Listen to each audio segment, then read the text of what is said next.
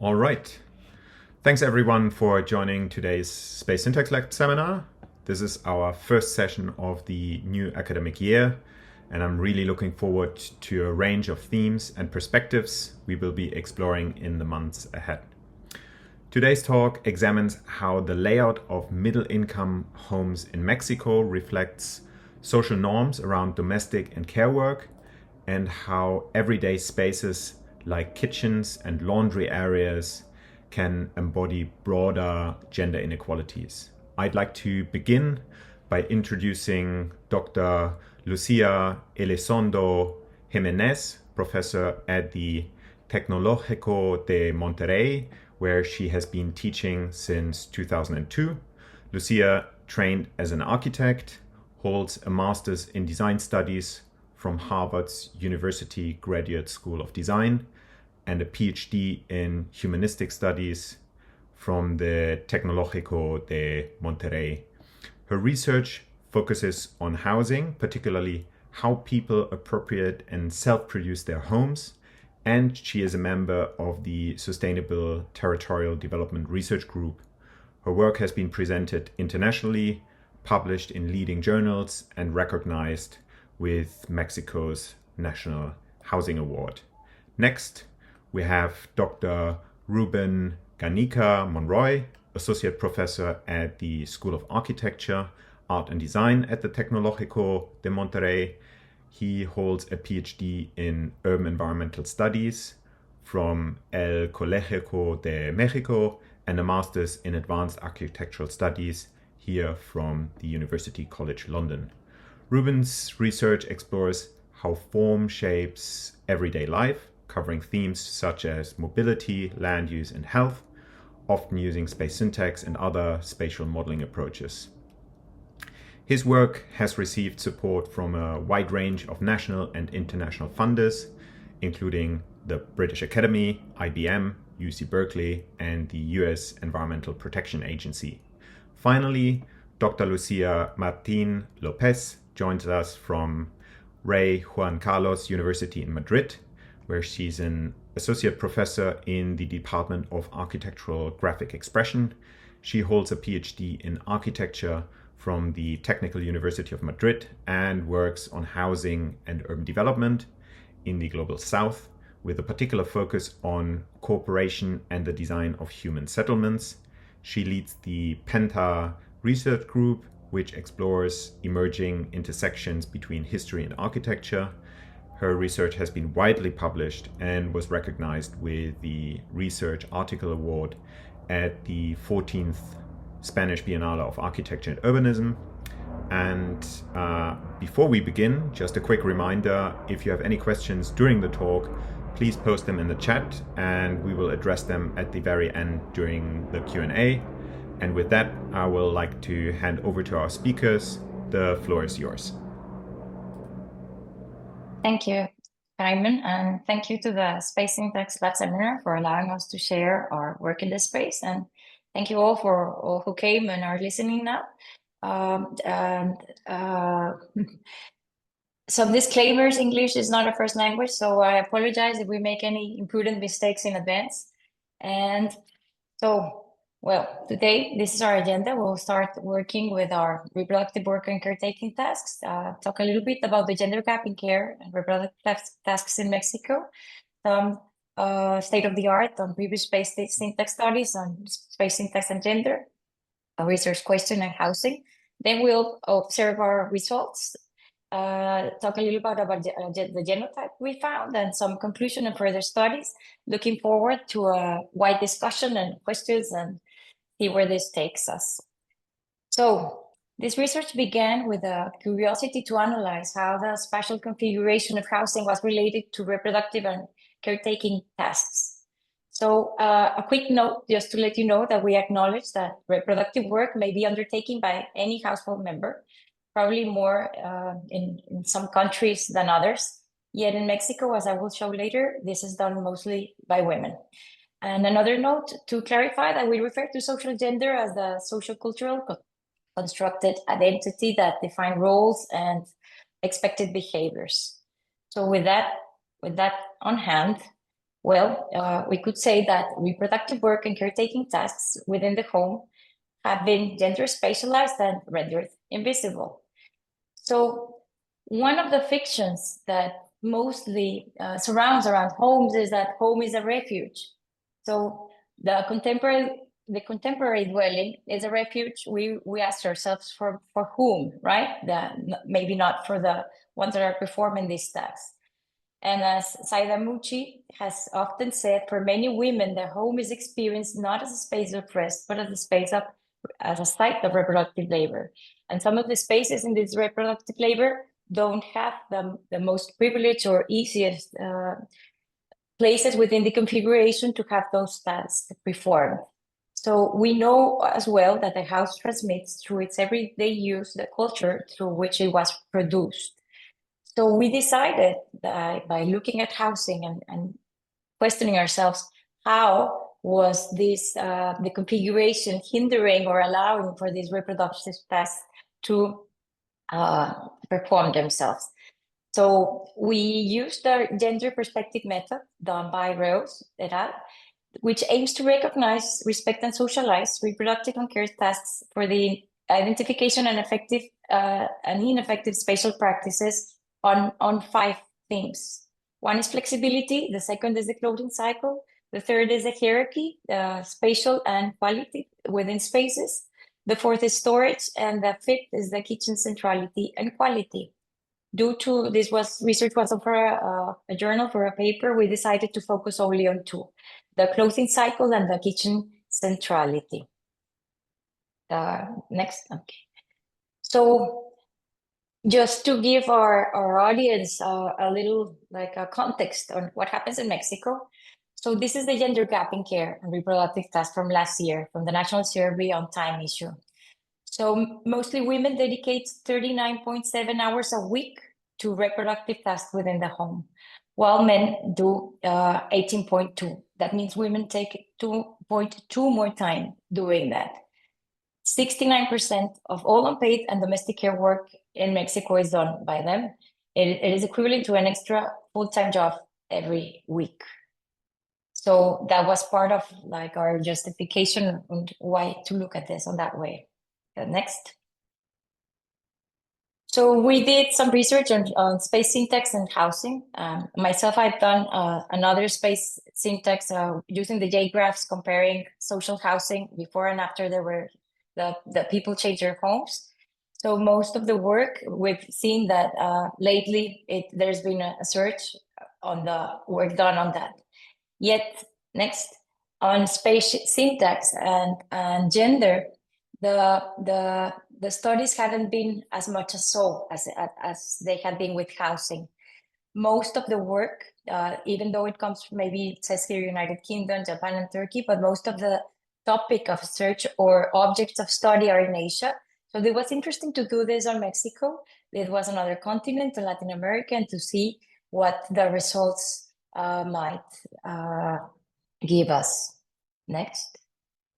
So some of the studies that we found on space syntax and gender, some of them were German, regarding gender segregation, mobility and security, or public space in informal settlements and how that worked. Some of them were and also used on housing the justified plan graphs, the configuration and analysis, which is what we used, and derived some genotypes, as the ones done by Osman and Suleiman on the Sudanese housing, or the one done by Belal, both on early 2000s, on Algerian domestic layouts, spatial control in Turkish houses, and as well, this one was earlier, the more close to us, the 2021 by El Mansouri and Gucha, the privacy and gender meaning in Libyan traditional and collective dwellings. There were some other studies that had used the visibility graph analysis on Qatar, mostly on the traditional and contemporary Qatari homes as well.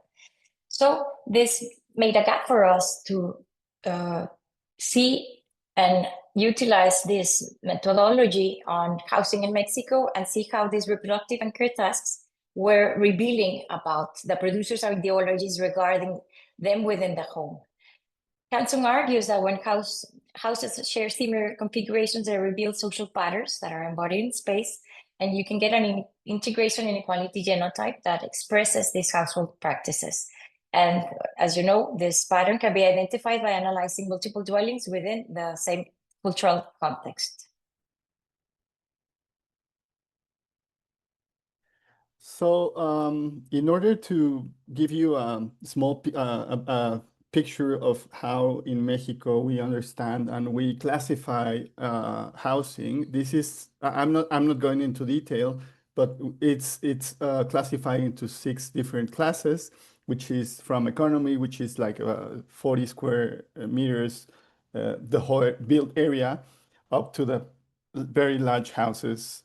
So we start looking at this type of housing, and we start to think which would fit better for our study, and we decided to go to study the middle income housing because most of our studies have been the housing in Mexico have been mostly in the 3 first classes, which is economy, popular, traditional.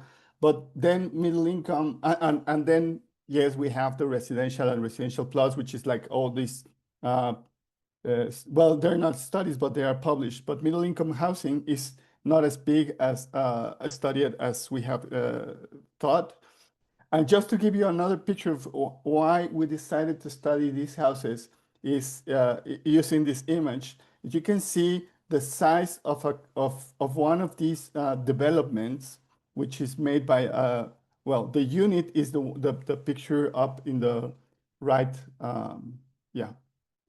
upper right of that. That's one unit that's one house, one of the houses we studied. But if you multiply it by hundreds or thousands, you can see the impact in the territory. So that's why it's so important for us. That was so important for us to start thinking on why middle income housing, and this is what the people aspire to have, or they have the affordability to buy. So that's what they are expecting to get, so they can get like a nice house with amenities in the same site, even though they have to move, they have to travel for about 1 hour, more or less, to get to their jobs or to school or somewhere else. So we decided well, after this decision, we looked at the participation of each state. We have 32 states in Mexico, and each state we start looking how many units were built in this period between 2006 and 2023. Sorry, and we chose the 5 states that had the most participation in the whole sector. So we decided to go for Mexico City, just Mexico City, because and then we have Estado de Mexico, which is some of the municipalities are part of the metropolitan area. So we looked for both to different sites. So outside the metropolitan area of Mexico City, and we looked inside some municipalities inside the metropolitan area of Mexico City. Jalisco, which is mostly Guadalajara, Nuevo León, which is mostly Monterrey, and Querétaro, which cities, well, most of the cities are in the metropolitan area of the city of Querétaro. Well, as you know, the Justify plan graph was developed by Hilliard and Hanson to show configurational difference in a graphic form that could be measured mathematically. Hilliard explains that by analyzing a space in terms of how it relates to other spaces and exploring this relation across different samples, we can identify a precise and culturally variable spatial meaning to the idea of function. The realization between form and function exists because function is spatially realized through its positioning within the overall layout.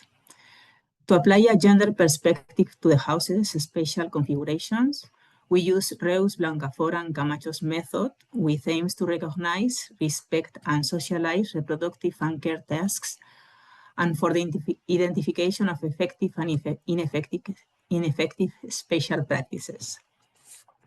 This methodology involves the analysis of 5 parameters based on previous analysis: flexibility, clothing cycle, dimensional hierarchy, storage, and kitchen centrality and quality, along with the direct observation of reproductive tasks.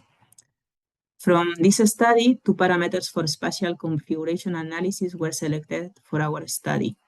One focuses on the centrality of the kitchen and its integration with other spaces, while the other considers the clothing cycle, encompassing the stages and functions related to spaces for storing, washing, drying, folding, and ironing clothing. The other parameter centers its attention in the degree of influence exerted by a space in a network, known as control value. Therefore, GPJs and the calculated values using JAS were made for both the kitchen and the laundry areas as starting points to understand inhabitant-inhabitant relationships and organizational hierarchies. Justified plan graphs and mathematics calculation were done with JAS. In addition, each node in the graphs were formatted according to the type of configurational space they are. That is, A space is a dead end, B space is in the way to a dead end, C space is at least 2 connected and lies on at least 1 ring and has 1 alternative way back, and this space is more than 2 connected, lies on at least 2 rings, and has more than 1 alternative way back. Segregation is established by B and C spaces due to the necessity of traversing through spaces to reach others. And in contrast, integration is established by A and D spaces, which do not increase this necessity. We also looked at the gap from its topological structure to observe if there was a dominant one: linear, enfilade, branching, arborescent, or looping, rhizomorphous. In this session, we will present the result of 2 different types of analysis. First, a graphical analysis, where we will present our observation looking at the GPJ as a topological structure in general. Then we will focus our attention in both care spaces, the kitchen and laundry area, and relate them to the type of space described before. And the second analysis, a mathematical one, examines integration and control value with the purpose of relating care spaces to their values within the topological graph. Using the same values, we looked at 19 houses and 6 apartments to identify any configurational patterns. According to the convex analysis, houses in Monterrey have the largest number of spaces divided by use, up to a maximum of 22 spaces, while those in Mexico City have the smallest number of spaces, up to a minimum of 7 spaces. This is attributable to the type of housing. The cases with the largest number of spaces are single-family houses, while the cases with the fewest spaces are apartments. When generating the graphs from the kitchen space, the arborescent archetypal that prevails is the barge, 68% of the samples, appearing dominantly in the cases of Guadalajara, Monterrey, and exceptionally in Querétaro. The graphs are asymmetrical in all the cases studied, and a Lorgen branch appears at least 2 steps deeper in 5 cases. All the cases analyzed are very deep, except for one Mexico City dwelling, which has an intermediate depth of 4. The mean depth in most cases is 6.3, and in Gwendoline, in Toluca, and one in Monterrey, the sole ones with the 3 floors, is 9. If the graphs are generated from the laundry area, the predominant archetype is that of the tree, appearing dominantly in the cases of Mexico City and Toluca. As in the kitchen, the graphs are asymmetrically in all the cases studied, and a longer branch appears in 3 cases. As for depth, almost all the cases increase 1 step, obtaining an average of 6.8. They maintain the depth number in 5 of the cases and they maintain the depth number in 5 of the cases and reduce it in only 3. 11 out of 25 cases have rings. Both Guadalajara and Monterrey present rhizomorphous configurations. In Guadalajara, 4 out of 5 cases exhibit a ring. In Monterrey, the lattice configuration prevails, and 1 case exhibits up to 3 rings. The average number of space that make up the rings in both the kitchen and the laundry area graphs is 5, corresponding to 30% of the dwelling's spaces. In Guadalajara, the rings are configured by 4 spaces, while the pattern in Monterrey is not so straightforward since it oscillates between 4 and 9 spaces. The rings are formed mainly by patios, kitchens, dining rooms, laundry areas, and living rooms, and to a lesser extent, dining rooms, halls, the exterior, the living room, and the staircases appear. Yeah. So looking at the classification or the classes as A, B, or C tier spaces, we found in our sample, in a 25 cases sample, that kitchens and tend to be more A spaces in 32% of the times, 28 as B spaces, and 36 as C or D spaces. And the mean steps from the axis, because we're thinking on the possibility of getting all the, getting the food and then taking it to the kitchen and then taking it back, and all the supplies. We decided to look from the axis, so it would take at least 2 steps, or the mean number or the average number of steps is 2, while in the laundry we decided to look, because this is another type of cycle, we decided to look as from the bedroom. So it's the laundry areas are deeper or are further than the kitchen from the axis. They have to cross at in average 3.2 spaces. So that was something really significant for us. And then and this was all the topological analysis. And then we decided to look at the 2 classical values of integration and control value. I'm just leaving this text just to remember that in control value, if the value is greater than 1, it will be a strong control, but if it's below than 1, it will be a weak control. We compare this value with the mean values from the dwelling, because we're trying to understand how these values are compared with other spaces. So in terms of, hold on, in terms of control, in 13 samples, the kitchen value is above the mean value of its system, and it's just one dwelling has the same value as the mean. As in 44% of the houses, the kitchen has a value below the mean. However, most of the strikings are the Mexico City in the house number 4, the one in Guadalajara, number 2, yes, and the one in Querétaro, number 4. In 7 of them, the kitchen is a B space, and in one house, which is the house in Guadalajara, number 4, is a B space. And in one house, the kitchen is part of a ring, which is a D space. 5 houses, in 5 houses, the kitchens, which are dead end spaces, and have the lowest control values of each system. So we're looking at the kitchen, which is the green triangle.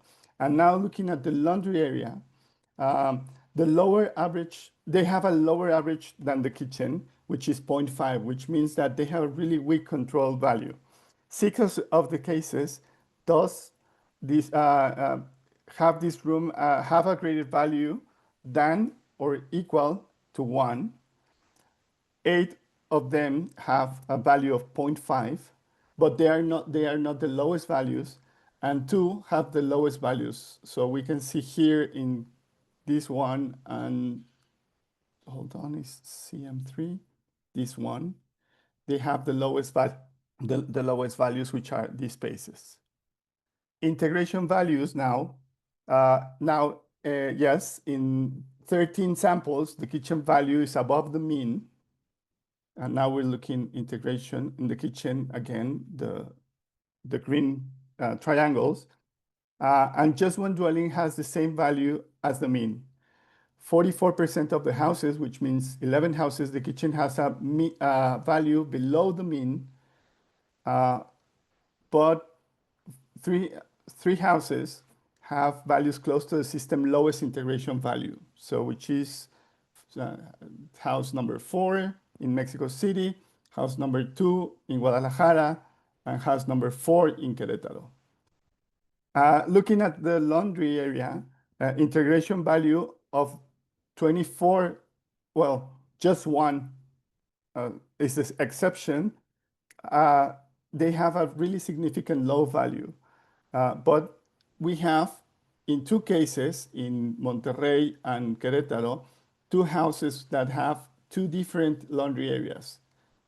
We don't know the reason, but that was like something significant. But in these cases also, one of the laundry areas turned to be had a really low value.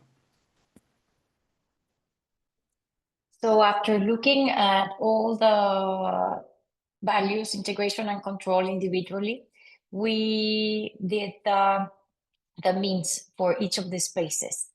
So they come out like this. I guess as expected, the social areas and the circulation areas had high integrations, along with a space we called in Mexico called flex space. It's usually in a two-floor house after the stairs, and they use it for watching TV, or they turn it to a new room, or that's why it's called flex, so it can acquire any function the family might need. The mean came out at 0.88. And as we can see, both of the rectangles on pink, which are the kitchen and the laundry, the kitchen is very close to the mean, meaning that it's not as integrated as other spaces, but it's quite integrated to maybe not as expected. The bedroom, it has higher integration, let's say, than the rest of the bathroom, patio, and storage areas and stuff. The laundry has an integration of 0.65, just above storage, terrace, and the access, the outside area. So some interesting things we found, because we wanted to make this practical, like, is there something we can take away and say, what can you learn about where the kitchen is placed, or what can we learn about where the laundry is placed? One of the highest integration kitchen value was found when located on a ring, as we might expect, but on a side of a distribution space. So that would give the kitchen like a fast access from the rest of the house to be placed within the configuration there. What we proceeded to do next was to simplify the results, we spaces with similar functions were grouped into one as bedrooms. Like maybe we had homes with 2 bedrooms or 3 bedrooms, just as one value for all the bedrooms, one value for all the circulation spaces, one value, and stairs and corridor were grouped into one, which would be the C, and bathrooms as well were grouped into bathrooms. The bathrooms from the bedrooms were grouped into one. So what the genotype came out of all the 25 cases, first we have with the highest integration, the circulation space, which would be completely expected. Then the living space, this is would be living and dining space.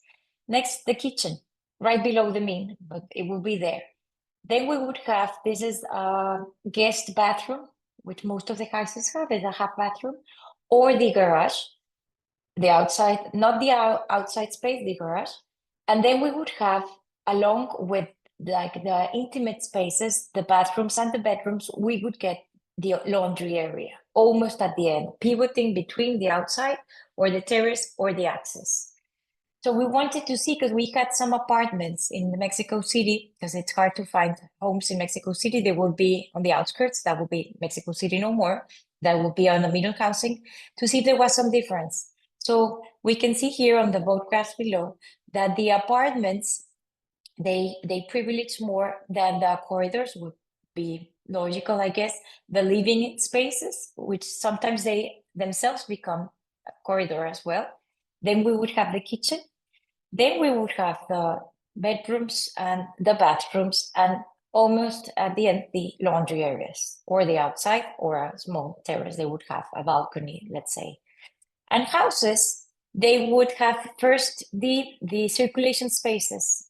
Then they would have the social spaces, then the pivot between private and public, would that be the kitchen, and then the private spaces, and then it seems the pivot of the laundry area, and there you would have the let's say the dead spaces, because this is storage outside and terrace.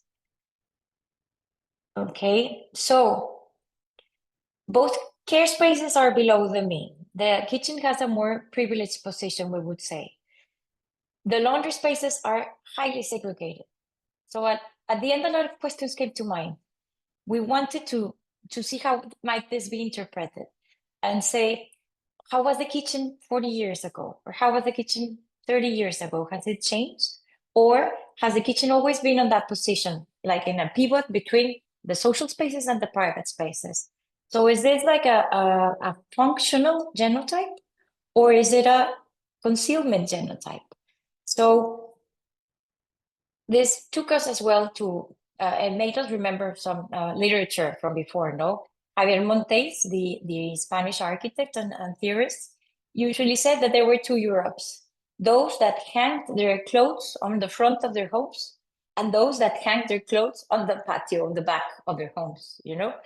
So, and as well, there's been other literature that talks about the laundry space as well as a place of intimacy or privacy that would never, that would hinder always. If laundry is considered a private or an intimate place, it would always make the laundry be on the place on the configuration where it is, right? Because you would not want to have it, let's say, close to a social area, maybe. So as you can see, we really want your questions, because what we concluded is not as conclusive as thought, or it might be interpreted differently regarding where the study is coming from. So we thought that maybe further studies regarding this method and gender perspective and housing could relate to having an international comparative analysis and see where the kitchen and the laundry might place, or, as I said before, the evolution of these care spaces over time to see if their space within the configuration has been more privileged, and the socialization of these care tasks have been acknowledged by the producers of this, like, turnkey homes. Or maybe a comparative study of housing across socioeconomic contexts and see what that would reveal. As well as we wanted to perform some isovist or VGA studies to this same sample of homes and see what visibility would tell us about. So thank you very much. This is all from our part. Our paper is here. We have the QR, and I see that Kaiman as well shared the paper on the chat. So if we're open for questions now, and thank you for listening to us.